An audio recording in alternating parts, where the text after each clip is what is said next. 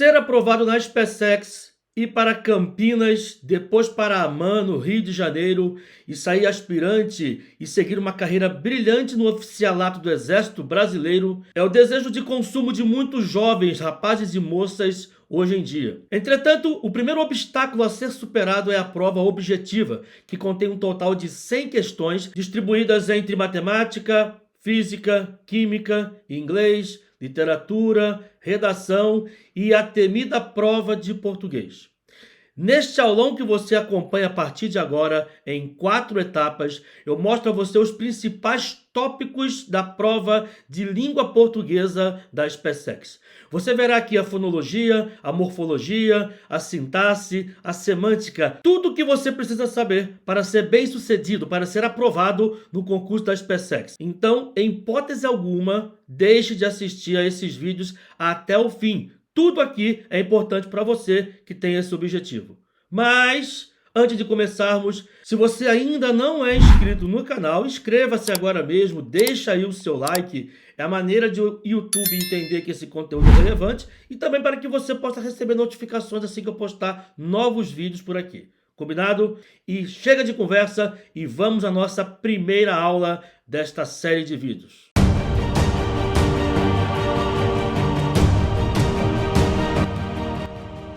Gente, então eu propus a vocês algumas questões, tá? Mas antes da gente começar, antes de vir para cá, eu quero saber a dificuldade de vocês. Vou até abrir de novo aqui minha tela aqui, olha.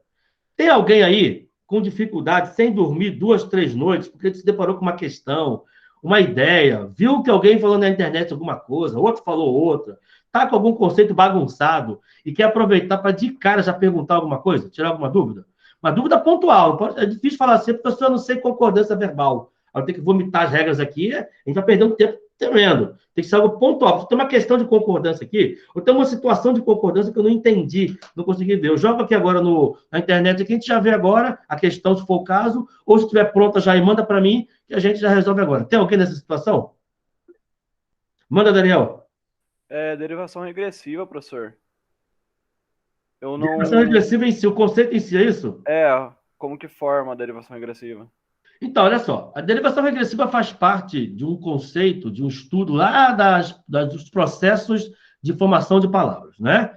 Quando falamos de derivação, nós temos 6 tipos. A prefixal, sufixal, prefixal e sufixal, para a sintética, a imprópria, que é também chamada de conversão, e a regressiva que você citou aí, também chamada de derivação deverbal. Ao contrário da maioria, uma derivação causa acréscimo de alguma coisa. Derivação prefixal, você acrescenta o prefixo. Derivação sufixal, você acrescenta o sufixo. Na derivação regressiva, você não acrescenta nada. Pelo contrário, você até diminui fonemas. Então, a derivação regressiva é fácil você perceber com 2 critérios. Então, aqui, olha, a derivação regressiva tem 2 critérios. Primeiro critério, né? Além da redução da palavra, tá? A palavra, o substantivo, é sempre de um verbo para um substantivo, certo? Esse substantivo aqui, ele tem que indicar uma ação. Exemplo, temos aqui o verbo aqui, olha. Lutar. Vai aparecer o que como substantivo? Luta. A luta. Luta indica uma ação.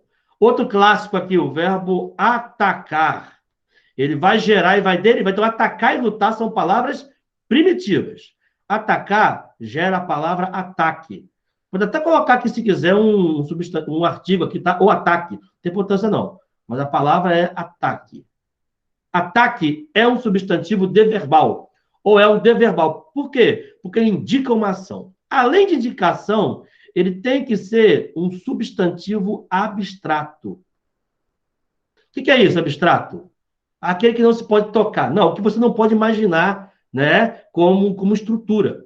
Saci Pererê, por exemplo, é concreto. Ah, mas é um folclore. Você imagina um moleque ali pulando com um gorro na cabeça, bebendo cachimbo, né? Uma perna só. É o Saci Pererê. A sereia é concreto. Tudo isso é concreto. Agora, o ataque, você não consegue desenhar o ataque. Você desenha alguém atacando. O ataque em si, a coisa você não consegue. Um pulo, por exemplo. Pular pulo. Um pulo você não consegue desenhar. Você desenha um gato pulando, the jump of the cat. Você desenha uma pessoa pulando, mas o pulo em si, ele é uma abstração.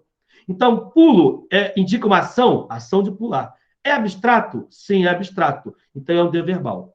Confusão que se faz muito é a palavra aqui ancorar e a palavra âncora. Isso aqui não é D verbal.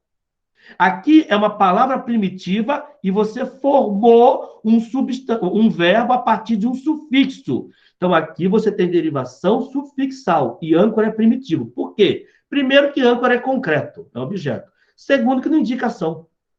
Então, dizer lutar, luta, joia, luta é de verbal. Atacar, ataque, beleza, ataque é de verbal. Agora, ancorar e âncora não é de verbal, não. É o contrário. Âncora é o primitivo e ancorar, você formou um verbo com um sufixo a partir do primitivo âncora. Entendeu?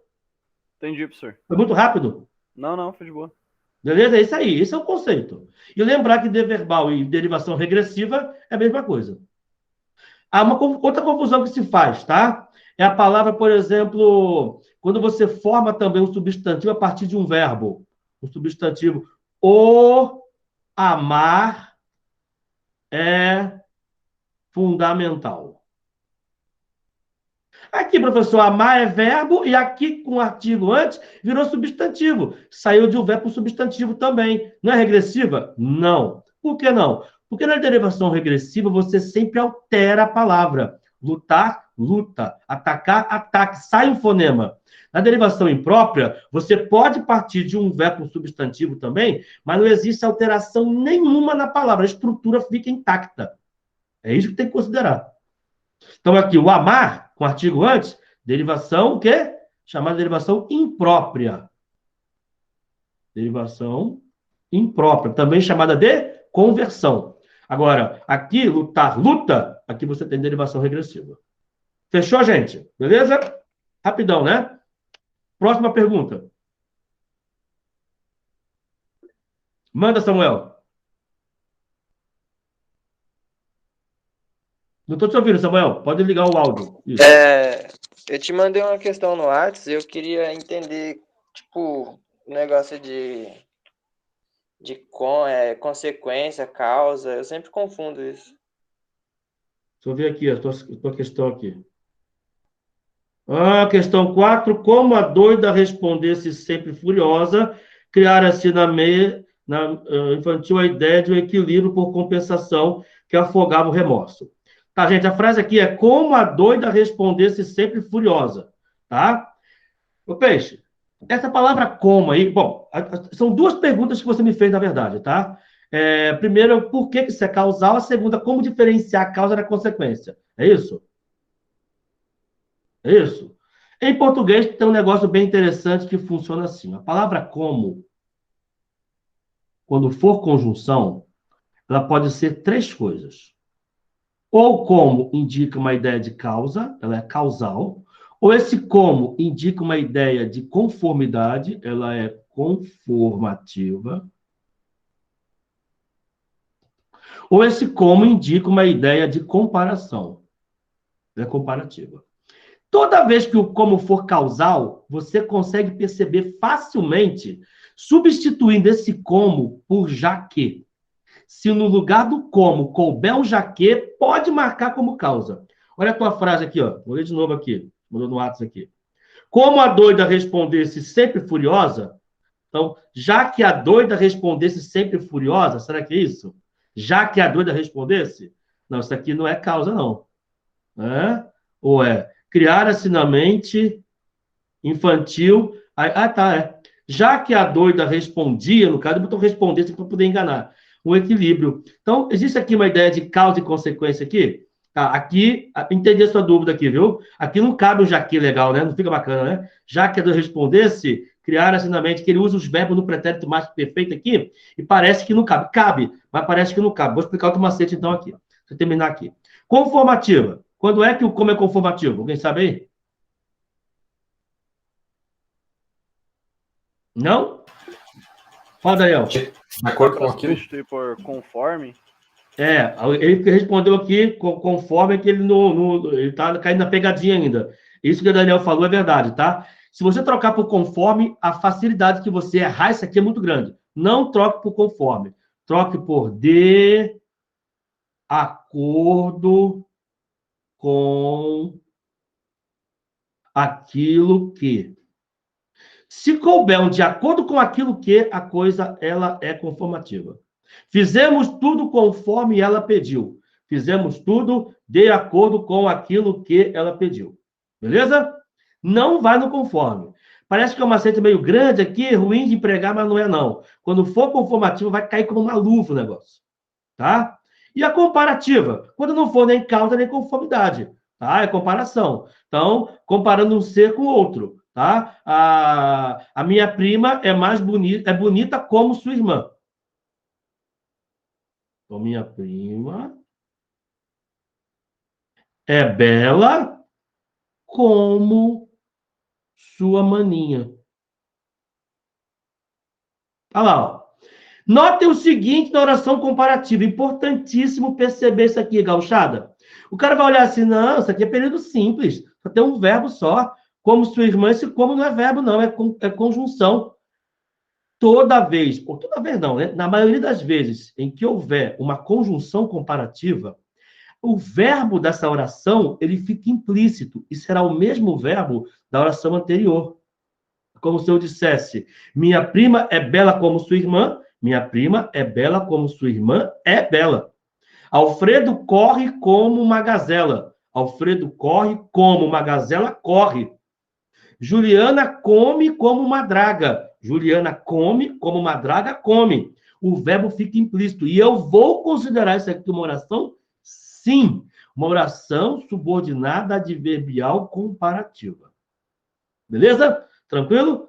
Agora, o Samuel, respondendo a sua pergunta diretamente, tá? Como identificar causa e consequência? Eu erro isso o tempo todo, tô lascado com isso, meu irmão. A maneira mais fácil de identificar é você pensar na linha do tempo.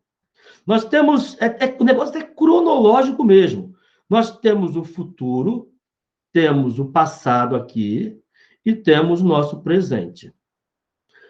Digamos que tudo está correndo no passado, tá? Se houve um evento no passado aqui e um outro evento no passado, a causa é sempre o primeiro evento, o evento mais antigo.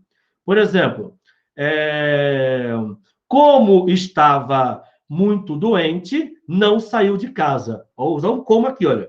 Como estava doente, vírgula, não saiu de casa. Primeiro, aqui está mais fácil. Cabe um Jaque aqui, ó. Lembra do Jaque? Mostrei aqui do Jaque? Olha lá, ó. Jaque estava doente e não saiu de casa. Beleza? Então aqui cabe um Jaque. Mas eu posso observar também, quando você tiver em dúvida quanto a ser causa e consequência, o como nunca vai ser consecutivo, tá? Nunca vai ser. Consequência é tal que, tão que, tanto que, tamanho que. Mas se mesmo assim houver dúvidas, você vai olhar o aspecto cronológico. O que aconteceu primeiro? Ele estar doente ou ele decidir não sair de casa? Porra, primeiro o cara fica doente. Aí ele olha assim, pô, tô na merda. Não vou conseguir me levantar. Não consigo nem andar direito. Vou nem conseguir dirigir. O que eu vou fazer? Não vou sair de casa. Então, primeiro o cara se sente doente para depois ele tomar a decisão de não sair de casa. Não é isso? O que acontece primeiro aqui é sempre a causa. O que vem depois da causa, cronologicamente falando, não importa se é passado, presente ou futuro, tá? É sempre a consequência. Compreendeu, já? Então, vamos lá para aquela questão de novo lá. Vamos lá, que você mandou aqui. Vou ler de novo a frase. Como a doida respondesse sempre furiosa, criara-se na mente infantil a ideia... O que acontece primeiro? Você tem uma doida respondendo de maneira furiosa e depois... criando-se na mentalidade infantil um equilíbrio que afoga? Ou primeiro a pessoa cria o equilíbrio para depois ela responder furiosa? Não. Primeiro ela responde furiosa, que é a causa, para depois, em consequência disso, você ter aí a criação de um equilíbrio que afoga o remorso. Entendeu a ideia? É assim que você olha. O negócio é cronológico. Mas aqui também ajuda, porque o como eu disse, nunca será uma conjunção consecutiva. O como em português, como conjunção, ou é uma conjunção comparativa, ou conformativa, ou causal. E, normalmente, ela sendo causal, equivale a já que. Fechou? Todo mundo entendeu, gente? Se tiver muito rápido, avisa, hein?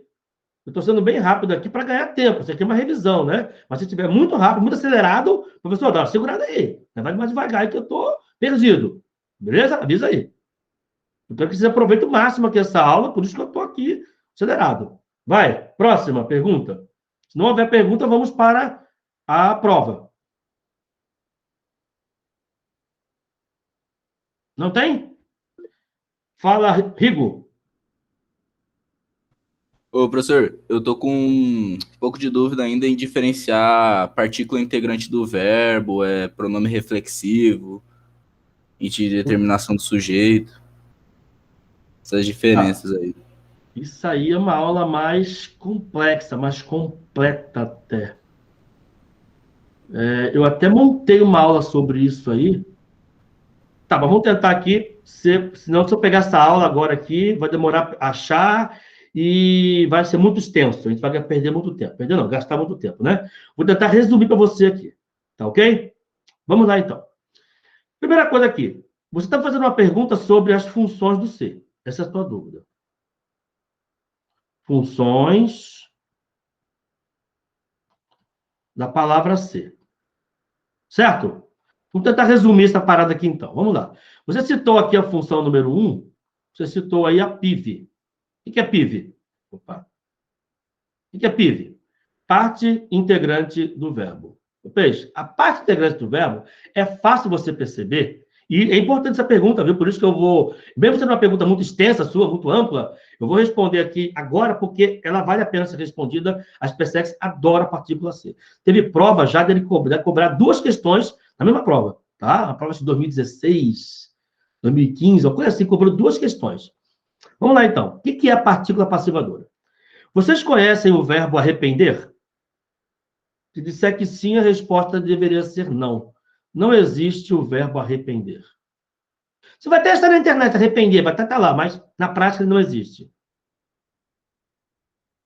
Por que não existe arrepender? Tenta conjugar o verbo no presente. O verbo cantar eu canto. Vender eu vendo. Arrepender, eu o quê? Não tem o arrependo. Como é que eu flexiono? Eu me arrependo. Ou então, o verbo não é arrepender. O verbo é arrepender-se. Esse verbo, portanto, é chamado de verbo essencialmente pronominal. Ou seja, esse verbo, para se flexionar, ele precisa do pronome. Ele não vive o seu pronome. E ele tem... É só o ser? Não. Aí vai acompanhar a pessoa. A partícula passivadora, PIV, é a partícula integrante do verbo, tá, gente? Passivadora não, integrante do verbo. Também chamada de ou partícula integrante do verbo ou parte integrante do verbo. A parte integrante do verbo sempre acompanha a pessoa do verbo. Olha lá, ó, arrepender-se. Eu me arrependo. Tu te arrependes. Ele se arrepende. Nós nos arrependemos, vós vos arrependeis, ele se arrepende. Essas partículas aí, esses pronomes aí, são o quê? Parte integrante do verbo ou partícula integrante do verbo. Outro exemplo aqui, ó, o verbo suicidar-se. Não vou citar esse verbo não, mas não existe suicidar. É suicidar-se. Ele se suicidou. Tá? Esse ser aqui tem que acompanhar o verbo. O verbo indignar-se. Indignar-se. Não existe o verbo indignar. Eu me indigno. Então, eu me indigno não, viu? Eu me indigno. Tu te indignas. Ele se indigna. Percebeu que o verbo está se flexionando com o pronome? Pois é. Esses verbos aqui, suicidar-se, indignar-se, arrepender-se, queixar-se e outros por aí, são verbos que apresentam a parte integrante do verbo. O pronome se e os demais, o se é mais badalado, né? Mas o me, te, nos, vos são chamadas de parte integrante do verbo. Qual é a função sintática desses pronomes? É sempre zero. Não tem função sintática. PIV, portanto, é um conceito morfológico. Tá? O que se agrega a isso que é importante para a SpaceX? Esses verbos aqui, anote aí, tá? Esses aqui, mas o queixar-se, tá? São os principais verbos que contêm aí a parte integrante do verbo, são chamados de verbos essencialmente pronominais. Existem outros verbos que vamos chamar de verbos acidentalmente pronominais. Você gosta disso. O mais comum, mais cobrado, são os verbos esquecer e lembrar. O verbo esquecer, por exemplo, eu vou dizer que eu esqueci o fato. Em eu esqueci o fato. Tá certa a frase? Hã?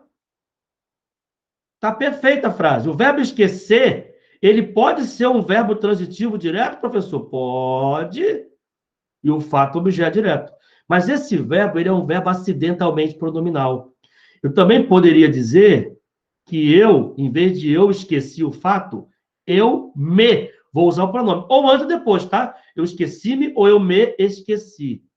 Só que aí, isso vai acontecer com todos os verbos acidentalmente pronominais. Quando você usa o pronome, vem um brinde para você. Que brinde é esse? A preposição. Eu me esqueci do fato. Não existe em português culto dizer eu esqueci do fato. Isso é erro de regência. Eu esqueci o fato, eu me esqueci do fato. E aí você vai dizer que agora, com esse pronome aqui, o verbo passou a ser transitivo indireto e do fato é o objeto indireto. E o que é esse me aqui? A mesma coisa que esse se aqui. Esse se é parte integrante do verbo. Esse me também é parte integrante do verbo. A diferença é que aqui os verbos são essencialmente pronominais. E aqui o esquecer e lembrar, e outros também, são chamados verbos acidentalmente pronominais. Ou seja, eles podem ser pronominais ou não. Mas quando eles forem pronominais, a preposição tem que acompanhar. E eles deixam de ser transitivos diretos e passam a ser transitivos indiretos, com a parte integrante do verbo. Você perguntou uma coisa, Daniel? O verbo tornar-se, em qual desses dois casos ele se encaixa? Ele é verbo acidentalmente pronominal também, tornou-se. Só que esse verbo aí, ele é diferente porque ele não é transitivo indireto. Ele é um verbo de ligação. Tá? João tornou-se gerente. Gerente aí é predicativo do sujeito. Tá? E esse ser é parte integrante do verbo, não é tornou a si mesmo. Tá? Na verdade, é porque esse verbo tornar tem outro sentido. Ele é essencialmente pronominal, porque ele muda o sentido, tá? Tornar sem preposição, sem pronome, é voltar. E tornar-se é transformar-se em. Ele é essencialmente pronominal, tá? Ele não é. Só que ele é de ligação. A diferença é essa. Geralmente, esses verbos aqui, eles são transitivos indiretos, né? Ou intransitivos. O tornar-se é de ligação. Entendeu? Gente, alguma pergunta por enquanto aqui? Não? Então vamos aqui à palavra C. Oi, fala, Felipe.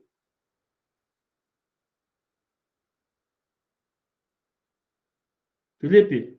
Ah, tá. Isso aí, Felipe, isso aí é um pouco mais profundo. Deixa eu terminar aqui e a gente pega essa parte também. Podemos pegar, beleza? Deixa só eu encerrar isso aqui. 2. 2. A outra coisa importante do ser é o ser como conjunção condicional. Isso aqui é rapidão. Quando é que um ser vai ser condicional? Quando ele for igual a caso. Trocou por caso, ele é condicional. Então, por exemplo, se ela viajar. Opa. Se ela viajar, vírgula. Por que vírgula aqui? Porque essa é uma oração subordinada de adverbial condicional anteposta à principal, tá? Irei junto. Eu quero saber se esse ser aqui, ele é condicional. O que eu faço? Troca por caso. Só que ao trocar por caso, você não pode nunca manter o verbo no futuro, como está aqui, futuro do subjuntivo. Ele tem que vir para o presente do subjuntivo ou pretérito imperfeito. Então, caso ela o quê? Caso ela viaje, irei junto. Ou caso ela viajasse, aí eu iria junto. Então, se ela viajar, irei junto. Caso ela viaje. Se eu plantar, colherei. Caso eu plante, colherei. Ok? Caso eu plante. Por aí vai. Ok, gente? A terceira coisa que eu coloco aqui para vocês, e vou colocar bem aqui embaixo, porque isso aqui é sinistro, tá? Vou colocar a frase aqui, vocês vão dizer o que que é. Esse aqui, olha.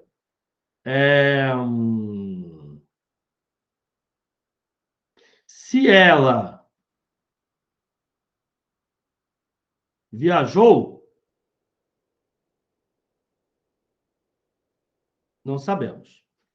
Eu falo esse negócio aqui de trocar por caso, por quê? Porque o aluno ele tem uma mania. O aluno tem a mania de querer ser cartesiano em português. Meter a matemática na gramática. Cuidado com isso. O cara pensa assim, toda vez que aparecer um C iniciando a frase é condicional. Nem olha o resto. Vai se lascar. Não é assim, não. Esse C aqui, olha, não é condicional. Não equivale a um caso aqui. Caso ela viajou, não. O que esse C aqui é? Alguém sabe? Conjunção integrante? Conjunção integrante. Eu tenho que, muito bom, tem que inverter aqui, olha. Não sabemos o quê? Não sabemos isso, bichão. Não sabemos isso. Toda vez que o C iniciar uma oração, quem C, tá? Quem C iniciar uma oração equivalente a isso, essa oração será uma oração subordinada, substantiva, objetiva, direta. E este C é uma conjunção integrante. Então, aqui, olha, nós temos conjunção integrante e aqui nós temos conjunção condicional. Cuidado com isso. Isso é importante. Ok? Ô, professor, outra coisa aqui... Oi, manda. Entrando nessa parte de conjunção integrante, além do que e o se, o como também pode? Você vai encontrar na internet essa informação. Tem gente que fala isso aí. É o maior besterol que existe. Esquece esse negócio de que como, quando, não sei o que lá, caso. Eu sei qual é a tua dúvida. Daqui a pouco eu posso até falar sobre isso. Lembra daqui a pouco. Isso não é conjunto. Mas, professor, eu vi uma palavra como iniciando uma oração objetiva direta. Sim. O como inicia objetiva direta, o quando inicia, o qual, o quem. Mas não é porque está iniciando a oração objetiva direta que serão condições integrantes. Isso é pronome ou advérbio interrogativo. Ou não. Muito comum ser interrogativo. Eu posso comentar sobre isso daqui a pouquinho. Só terminar essa parte aqui, pegar complemento adjunto e explico para vocês isso aí. Só segurar. Entendeu? Não cai nessa pegadinha. Só existem duas conjunções integrantes em língua portuguesa. Que e se. Ponto finalíssimo. Quem disser diferente disso está te enganando. Não, eu já vi uma pessoa falando isso aí. Na internet, em vídeo. O cara que fala isso aí, ele está mecânico. Ele não entendeu a essência. Esse professor, ele não entendeu a essência das orações subordinadas ainda. Ele está mecanicão, achando que tudo que inicia a oração objetiva direta é conjunção. E não é isso. Isso é enganação. Tá? Daqui a pouco eu falo sobre isso aí, se houver tempo hoje ainda. Vamos matar aqui a próxima ideia do que e ser. Só mais do que do ser, aliás. Só mais duas que nos interessam realmente, tá? O senhor tem várias funções aí. A conjunção integrante nos interessa, condicional e aquela parte ali, integrante do verbo. Agora, o que o ser também pode ser? Olha só, isso aqui é fantástico, isso aqui é muito importante. Toda vez que houver em português um verbo transitivo direto, ou... Não, vou começar diferente.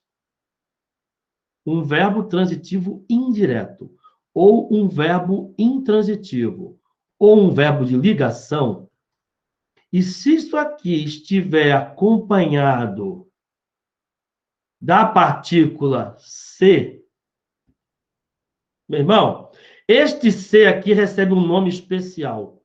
O que esse C vai ser? Índice de indeterminação de quê? Do sujeito. É o que vamos chamar de IIS. E aí, uma coisa muito importante que envolve a concordância aqui. Isso aqui só pode ficar, esse verbo, na terceira pessoa do singular. Aconteça o que acontecer. E, professor, o que vem logo em seguida aqui? Aqui em seguida, como nós temos três tipos de verbo, né? Pode acontecer três coisas. Quando o verbo for transitivo e indireto, vem para cá o objeto indireto.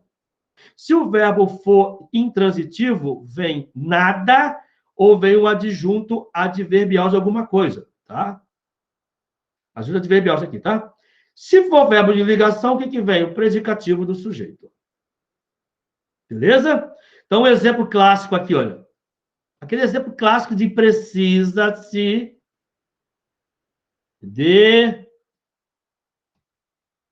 operários. Esse C, o que é aqui? Índice de determinação do sujeito. De operários, o que é? O objeto indireto. E o sujeito é o que aqui? Indeterminado. Entretanto, pessoal, isso aqui está em uso ainda, mas tem uma outra frase aí que tem um monte de concurso, um monte de banca utilizando. Eu quero que vocês prestem muita atenção aqui. É a frase famosa do trata-se de. Esse trata-se de é sinistro. Trata-se... Opa. Trata-se de, sei lá, questões complexas. Meu irmão, apareceu esse trata-se de aqui, compadre. Isso nunca vai ter plural. Não existe tratam-se de. Por quê? O verbo fica sempre na terceira do singular. E por que mais? Porque esse C aqui é índice de indeterminação do sujeito. Outro erro muito comum aqui na redação é o cara falar assim, olha, o Brasil trata-se de um país continental. Não existe isso, Brasil trata-se de. Quando você usar trata-se de, não pode haver um sujeito, porque o sujeito é indeterminado. Você vai dizer, o Brasil é um país continental, ponto. Trata-se de um território que abarca não sei o quê. Aí sim, trata-se de. Mas o sujeito Brasil não está presente ali. Ok? A SpaceX trata-se de uma instituição? Não. A SpaceX é uma instituição militar. Ponto. Trata-se de um reduto da lei, da ordem e das tradições. Ponto. É sim. Beleza? Então, temos que entender como se usa isso aqui. Cada vez mais se trata-se de, está sendo cobrado. E o cara coloca assim, ó, trata-se de um problema sério. E pergunta assim, se trocar um problema sério por problemas sérios, eu vou escrever tratam-se de? Jamais. Trata-se de um problema sério, trata-se de vários problemas sérios. Não posso escrever tratam-se de jamais. Beleza? Outro exemplo. Gente, pode me perguntar alguma coisa, alguma dúvida aí? Eu estou vomitando um monte de coisa aqui, hein? Estou só, ó, dando aula, hein? Falando um monte de coisa importante, hein? Ô, professor, manda. Ali embaixo do objeto indireto, o que tem ali? Na segunda linha. Nada ou adjunto adverbial. Valeu.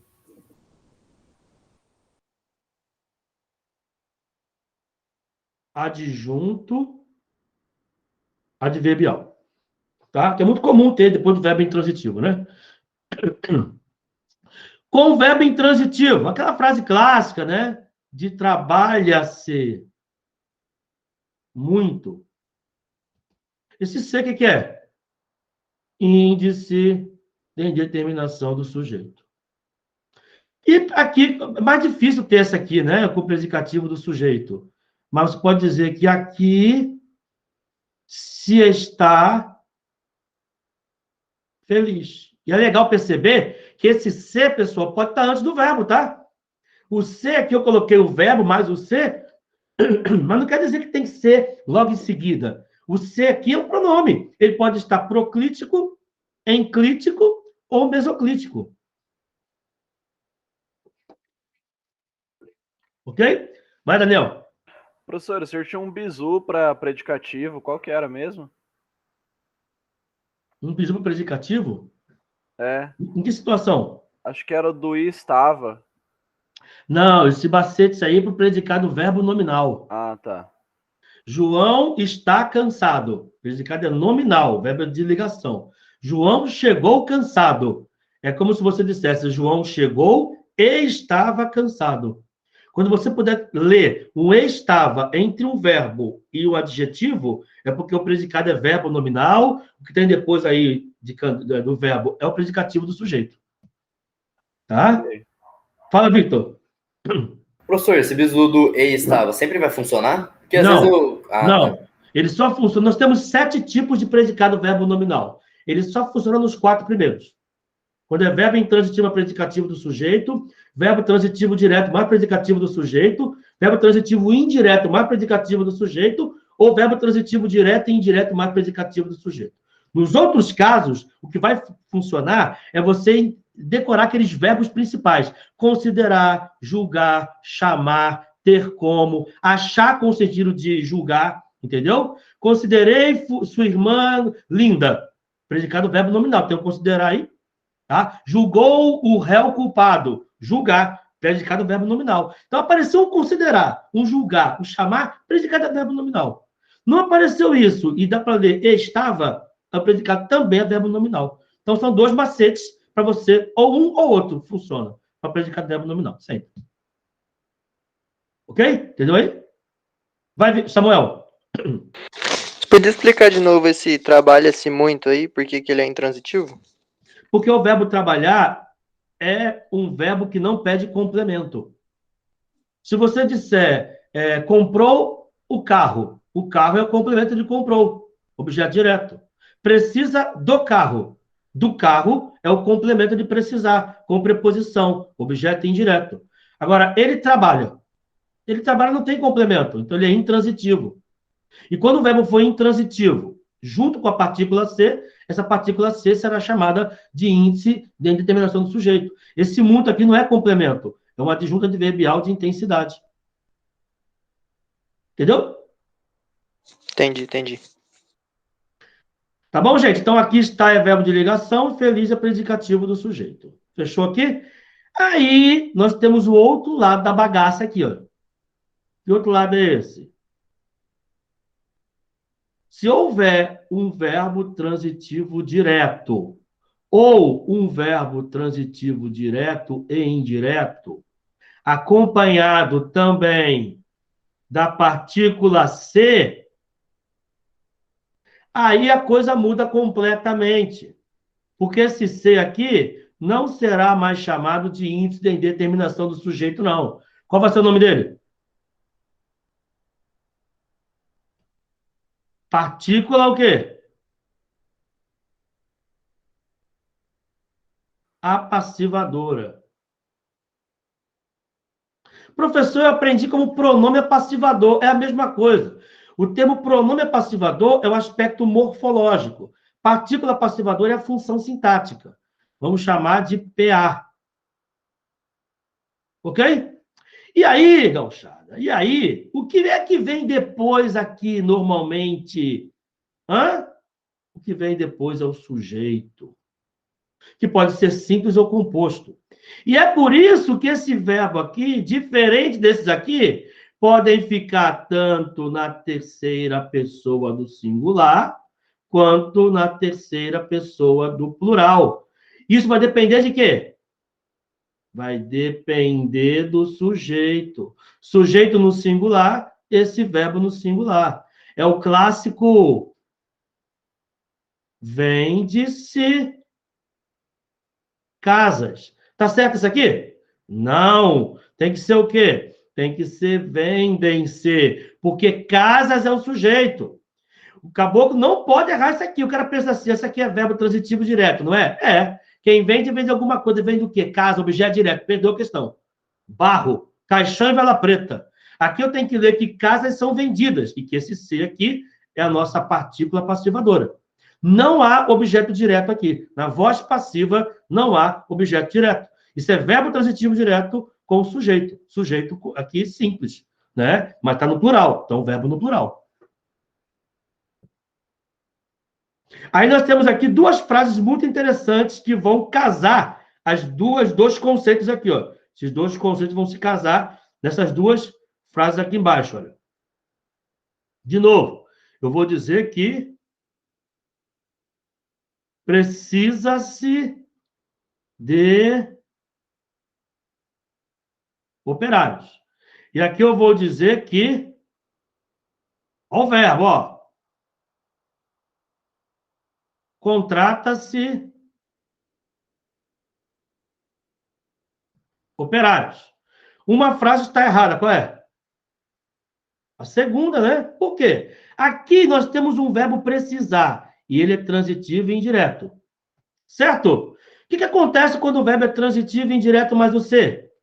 Esse ser é índice tem determinação do sujeito. E daí? O verbo fica sempre na terceira do singular. Então, daqui, ó, precisa-se de operários. O objeto indireto está aqui. E qual é o sujeito aqui? Sujeito indeterminado. Já aqui embaixo, não. Operários são contratados, então eu tenho que colocar no plural aqui. E esse ser, o que é? Partícula passivadora. E aqui, qual é o sujeito? Sujeito simples. Operários. Essa distinção aqui tem que estar muito clara. Nós acabamos de ver, pessoal, as 5 principais... Só um minutinho, Vitor. As 5 principais funções do ser. Nós vimos o ser como partícula, parte integrante do verbo, o ser como conjunção condicional, o ser como conjunção integrante, o ser como índice de determinação do sujeito e o ser como partícula passivadora. A gente conseguiu matar isso aqui em 15 minutos. Recorde meu, recorde nosso. Fala, Vitor. Ô, professor, quando ela for IIS, ela nunca vai admitir essa transposição? Nunca tem transposição para voz passiva. Eu não posso dizer aqui, ó, Não, que peraí, operados são precisados. Não dá. Para passiva ou para IS? Não, se for IIS, nunca tem voz passiva. Sempre voz ativa. Entendi. Por exemplo, aqui, ó, precisa-se de operários. Eu não posso dizer aqui que de operários é precisado. Agora aqui, contratam-se operários. Sim, operários são contratados. Então, a transformação... Isso aqui, gente, é a chamada voz passiva sintética, tá? É a voz passiva sintética ou pronominal. Eu posso transpor para a voz passiva analítica. Contratam-se operários, analítica. Operários são contratados. Aqui em cima, nós temos a voz ativa. E ela não admite transposição para passiva. Por quê? Porque o índice não deixa. Ok, gente? Beleza. Tranquilo aí? Beleza puro? Todo mundo entendeu?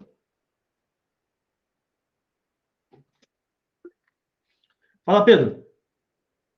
Ô, professor, então, tipo, quando eu sei que o verbo é transitivo indireto, o verbo de ligação, eu não posso fazer essa mudança de voz passiva para voz ativa. Nunca.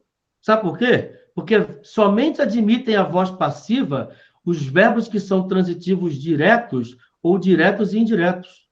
Verbo intransitivo, verbo de ligação e verbo transitivo indireto só possuem ou a voz ativa ou a reflexiva. Voz passiva nunca. Exceto alguns poucos verbos, 5, tá? Que o Bechara traz. O verbo, por exemplo, obedecer, ele é transitivo indireto, obedecer ao pai. Mas ele admite voz passiva. Desobedecer também. Apelar também. Aludir também. E responder. Sim. Em regra, verbos transitivos indiretos, intransitivos e de ligação não tem voz passiva. Não tem transposição para voz passiva. Então, por exemplo, se perguntarem assim, o filme foi assistido por milhões de pessoas. Não existe essa frase em português. O verbo assistir, com o sentido de ver, presenciar, é verbo transitivo indireto. Eu não posso dizer voz passiva, então, que o filme foi assistido. Não existe. Vou dizer que milhões de pessoas assistiram ao filme. Que o filme foi assistido, não pode. O verbo assistir é transitivo indireto. Entendi. Não dá. Ok, gente? Fala, Daniel. Tem como acontecer voz passiva quando tiver um objeto direto preposicionado? Cara, tem. Tem uma frase clássica em português, mas isso não cai em prova não, viu? Ah, tá. Uma frase clássica, vê se eu lembro dela aqui, cara.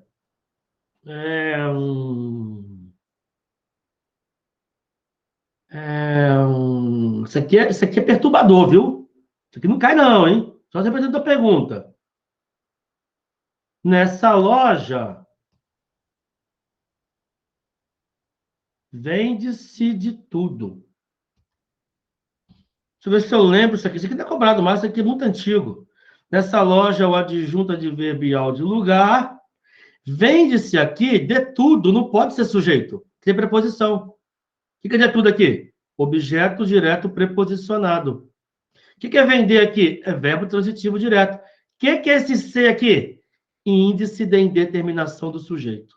Professora, passiva passivadora, não? Não, isso aqui não é sujeito. Isso aqui é um caso totalmente esdrúxulo, totalmente fora. Mas só respondendo a tua pergunta, isso cai em prova? Não. Isso caiu na década de 70, 60. Isso aqui é coisa, é pegadinha, tá? Pegadinha. Isso aqui, esquece. É o único caso que temos verbo transitivo direto com índice de determinação do sujeito. É quando você tem aqui o objeto direto preposicionado. Mas esquece isso aqui, viu, gente? Pode esquecer isso aqui, tá? Não mergulhe nisso aqui, não. Isso aqui não vale a pena, não. Isso aqui é só para responder a pergunta do companheiro ali. E aí, gente, entendemos aqui, então, respondemos aqui sobre o C? Tiraram as dúvidas do C? Fala, Vitor. Não? Tirou? Tá. A próxima pergunta foi sobre o quê? O Bigode tinha pedido para explicar complemento e adjunta. Rapidão aqui, então, complemento nominal e adjunta de nominal. Vamos lá. Primeira coisa, tem que entender o que é o adjunta de nominal e o que ele faz. Depois entender o que é o complemento nominal. E depois contrastar. Vamos tentar fazer isso bem rápido, de maneira bem sucinta. Vamos lá, vamos ver quanto tempo eu vou levar para isso. Funciona assim, gente. O adjunto adnominal. Vamos a uma mapinha mental aqui. Olha a setinha, olha. Substantivo que pode ser concreto ou abstrato. O que significa essa setinha aqui? Liga-se a. O substantivo, o adjunto nominal só pode se ligar a um substantivo concreto ou abstrato. Quando é que eu vou ver um adjunto nominal ligado ao adjetivo? Nunca. Quando é que eu vou ver um adjunto nominal ligado ao advérbio? Jamais. O adjunto nominal se liga ao substantivo concreto ou abstrato. Outra coisa importante é que o adjunto nominal, ele pode ser, tem que ser não, pode. Quem tem que ser o complemento. Pode ser preposicionado. E aí, quais são as palavras que poderão desempenhar essa função de adjunta de nominal em português? São 5 palavras. Você pode ter, desempenhando essa função, um adjetivo, pode ter um pronome, pode ter um numeral, pode ter um artigo e pode ter o que é problema, que é a locução adjetiva. Vamos lembrar aqui, como é que a gente forma a locução adjetiva mesmo, hein? De 2 formas, né? Uma preposição mais um substantivo, ou uma preposição mais um advérbio. Vamos lá, então, rapidão aqui. Um exemplo em que tenhamos um adjunto nominal representado por um adjetivo. Como é que é? Ó, a casa, substantivo. Vou chamar a casa de azul. A casa azul caiu. Ponto. O que é azul aqui? Azul vou chamar de AA. Porque está ligado a quê? A casa, que é concreto. Um pronome. Um adjunto em forma de pronome. Sua irmã. Vamos falar da sua irmã um pouquinho aqui. Sua irmã é linda. Tem até um toque no exército para sua irmã, que é o toque de apresentar armas. Traz sua irmã para mim. Desse jeito. Sua. O que é esse sua aqui? Irmã é um substantivo. O que é sua? É um adjunto adnominal ligado a um substantivo. É um pronome possessivo. Numeral. 2 alunas faltaram. O que é esse 2 aqui? Adjunto adnominal de alunas. Um artigo. Aí é mais fácil, né? A casa caiu. O que é esse A aqui? Adjunto nominal. Locução adjetiva. Aí aqui o bicho pega. Eu vou dizer que o cofre é de chumbo. Não. Aqui eu construí um predicativo do sujeito.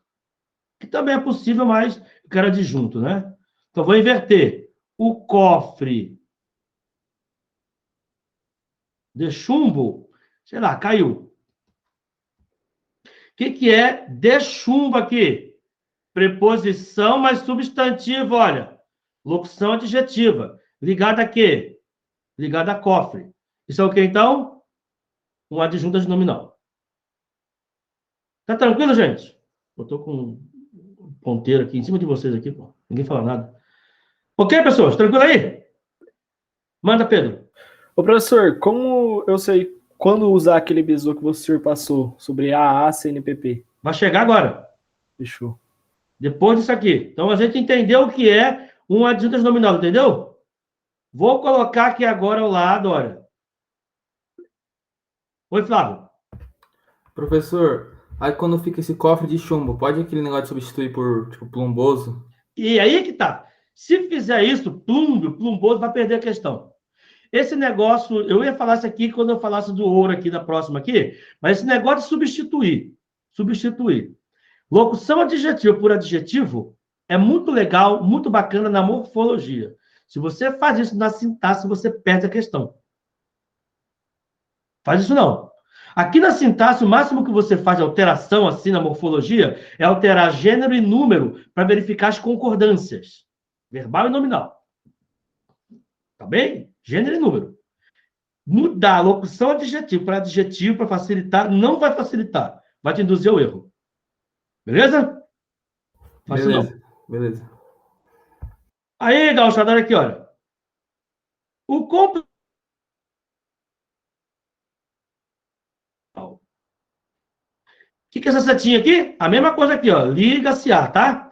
Pode se ligar um adjetivo, pode se ligar um advérbio, ou pode se ligar um substantivo. Mas sempre o substantivo o quê? Aí que está o pulo do gato, olha. Abstrato. O adjunto nominal se liga a um concreto ou abstrato. O complemento nominal somente ao abstrato. Vamos colocar aqui, então, uma frase que represente isso. Aqui, ó. De cada um aqui. Adjetivo, então. Uma frase aqui, sei lá. O remédio, o medicamento, o remédio foi útil ao doente. O que nós temos aqui? Nós temos a palavra útil, que é um adjetivo, certo? E ao doente está preposicionado. Esse ao doente pode ser um objeto indireto? Claro que não. Por que não, professor? Porque não está ligado a verbo, está ligado ao nome. O que é nome aqui? Tudo que não é verbo. Ao doente, então, não pode ser objeto indireto. Pode ser um adjunto adverbial? Não. Adjunto adverbial se liga ao verbo. Isso aqui não é verbo. Opa, está ligado a uma coisa que não é verbo? Ou é um complemento nominal ou um adjunto nominal. Pode ser adjunto nominal? Não, por quê? Olha para cá. O adjunto só se liga a quê? A substantivo. E útil é um adjetivo. Então, a conclusão é, um termo está preposicionado. Aí, eu vou até acrescentar aqui, olha. O complemento nominal, gente, ele é sempre preposicionado. Por que sempre, entre aspas, aqui? Porque tem as exceções. Quais são as exceções? São os pronomes me, te, o se não, hein? Me, te, lhe, nos, vos e lhes. Professor, o que é isso aí? Esses aqui, essas são as únicas palavras que podem ser complemento nominal sem apresentar preposição antes. Todo complemento nominal tem que ser preposicionado. Essas palavras podem ser complementos sem ter preposição, ou seja, são exceções. Ok, gente? Beleza pura? Tá. E aí nós temos aqui, olha, o remédio foi útil ao doente está ligado a útil. Outro exemplo com advérbio. Ele mora perto. Perto é advérbio, né? Vamos colocar um complemento para esse perto aqui, então. Do colégio. O que é aqui do colégio? Do colégio é um termo ligado a perto. Então, o que nós temos aqui? Um adjunto adverbial do colégio só pode ser complemento nominal igual ao doente. Complemento nominal. Ué, por que não pode ser objeto indireto? Porque isso aqui não é verbo. Por que não pode ser adjunto nominal? Porque não é substantivo. Toda vez, bota na cabeça isso, toda vez que houver um termo preposicionado ligado a um adjetivo ou ligado a um advérbio, só pode haver um nome para esse negócio. Que nome é esse? Complemento nominal. Quer que eu repita? Se houver um termo preposicionado ligado a um adjetivo ou um advérbio, eu nem tenho que olhar a igual a A, que eu falo daqui a pouco, não olha para nada. Direto, vai lá e coloca complemento nominal. É a única possibilidade. Agora, aqui nós temos problema. Aqui nós temos o bicho pegando agora. Vamos lá, então. Uma frase clássica que vocês entenderem, tá? Eu gosto de usar. Opa.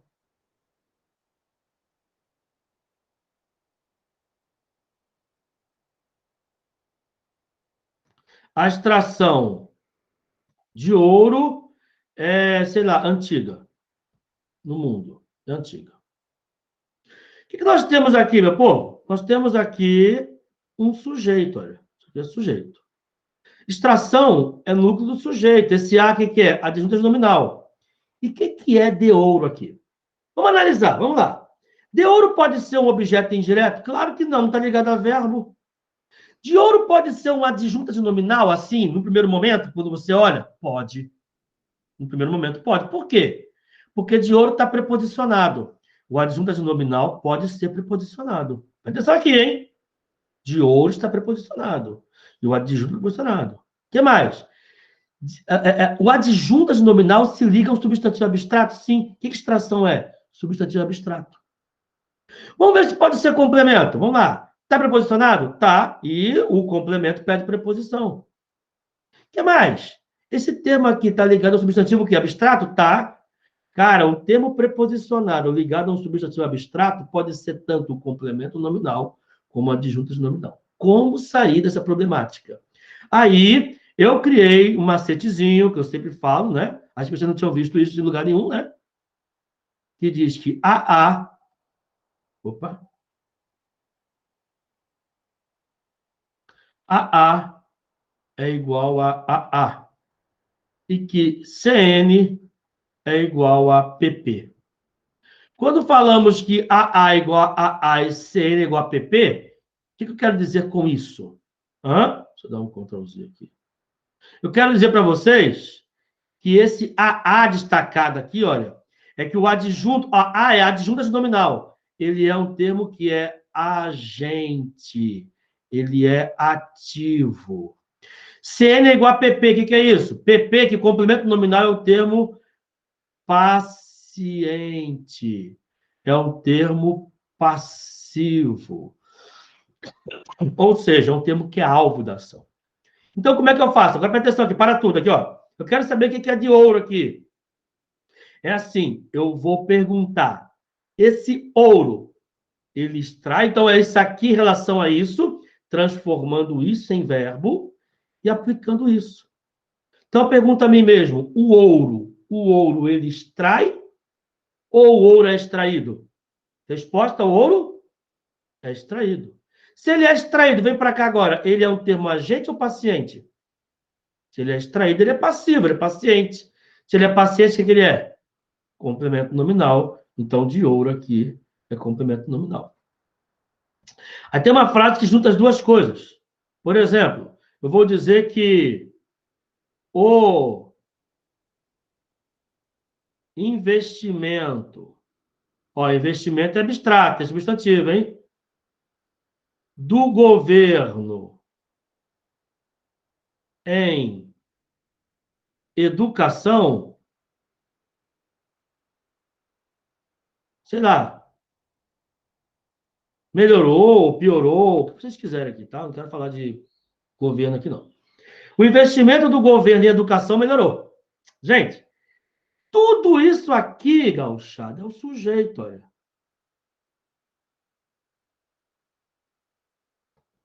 Isso aqui é o predicado verbal. Verbal. Aqui é o sujeito. Que sujeito é? Simples. O que é? Presta atenção aqui, hein? O que é investimento? Investimento é núcleo do sujeito. que é esse O? Artigo, meu peixe. É sempre adjunta de nominal. E aí nós temos aqui o termo, que é o termo do governo, que se liga a quê? Se liga a investimento.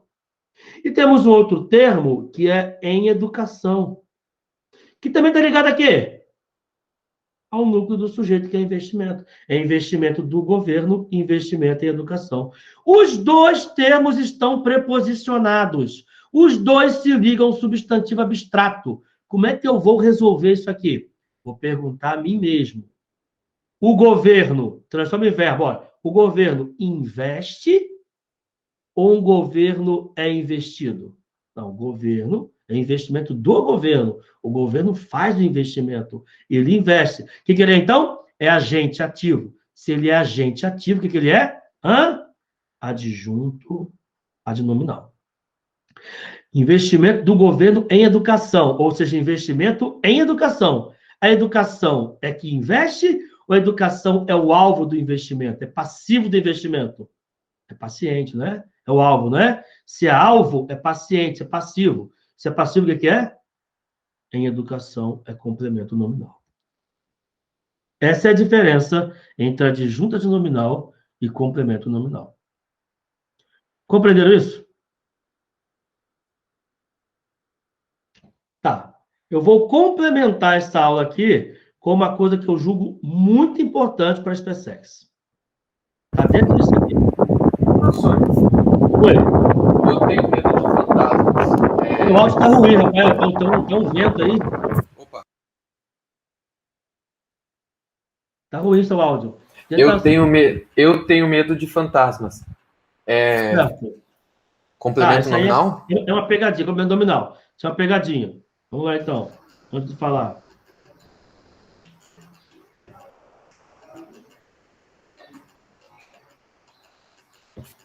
Isso aqui é a pegadinha, que é o seguinte: se você for levar em consideração o que a gente viu aqui agora, o cara vai pensar se o fantasma põe medo ou ele sente medo. Não é isso que tem que pensar, não. Ele põe medo, então ele é ativo, ele é adjunto. Não, ele não é. Tem que pensar o seguinte, olha. Isso aqui é um sentimento, não é? Nós, seres humanos, somos o bojo, o reduto dos sentimentos. O sentimento está em nós. E você canaliza o sentimento. Então, você distribui o seu medo para alguma coisa, o seu amor para outra coisa, a sua aversão para outra, o seu ódio para outra. Então, o sentimento está em você, ele parte de você. Então, todas as coisas que nos rodeiam são alvo de nosso sentimento. É por isso que a gente até fala por aí, não, tinha um... Como é que a gente fala por aí? Tinha uma áurea ruim, ele tinha uma... Como é que a gente usa? Tá, enfim, a pessoa emana Energia ruim. energia ruim, energia. Pô, tinha uma energia negativa naquele lugar, porque as pessoas estão emanando energia o tempo todo. Então, o medo, ele parte de você, ele sai de você, ele atinge alguma coisa. Altura, por exemplo. Quando você tem medo de altura, não é que a altura faz bu para você. Bu, você fica com medo. Não, a altura está lá. Você que desenvolve o medo em relação a ela. E ela é alvo do seu medo. O amor, tenho amor a meu pai. Meu pai é alvo do meu amor. É assim que eu tenho que pensar. Ok? Então, tenho medo de fantasma. Não é que o fantasma me põe medo. O fantasma é alvo do medo. Medo, amor, ódio, nojo, aversão, que você quiser. Então, se o fantasma é alvo do meu medo, ele é paciente. Se ele é paciente, ele é complemento nominal. Entenderam isso? Tem que pensar dessa forma. Ok, Pedro? Tá joia. Pessoas, Valeu, vamos pessoal. aqui então. Oi, fala. Valeu. Beleza? Tranquilo. Vamos entender aqui, pessoal, agora, depois dessa explicação aqui, ligada essa aqui ainda, as funções da palavra lhe. Cara, isso aqui é uma coisa que eu aposto esse ano para as PSEX, hein? Vai por mim, hein? Isso aqui eu aposto esse ano para as PSEX. Isso aqui é a questão que vai cair. Olha só. Eu vou dizer que entregaram-lhe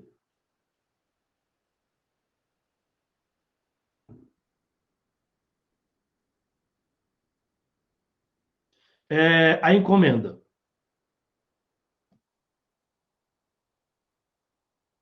Aqui eu vou dizer... Vou trocar a encomenda aqui por carteira. Para casar com o de baixo, tá? Roubaram-lhe a carteira. E na 3 eu vou dizer, uma frase clássica também aqui, ser-lhe-ei sempre agradecido. Beleza? O que nós temos em comum aqui? Pronome lhe. Como é que a gente resolve isso aqui, sintaticamente falando? O macete que cabe muito aqui é você trocar por a ele ou a ela. Trocou o lhe por a ele, a ela, normalmente, fatalmente, ligado a um verbo, é claro, isso vai ser objeto indireto. Por isso que cabe aqui, ó, entregaram-lhe a carteira, equivale a entregaram a carteira a ele, entregaram a carteira a ela. Apareceu esse ele, essa ela, não tem mistério não, é objeto indireto. Então, a primeira função do lhe é como objeto indireto. Segunda função do lhe aqui, também, esse lhe está ligado a esse verbo? Não, ele parece estar ligado ao verbo, mas não está. Está ligado à carteira. Esse lhe não equivale mais a ele. Esse lhe equivale a dele ou dela. Roubaram-lhe a carteira, roubaram a carteira dele, roubaram a carteira dela.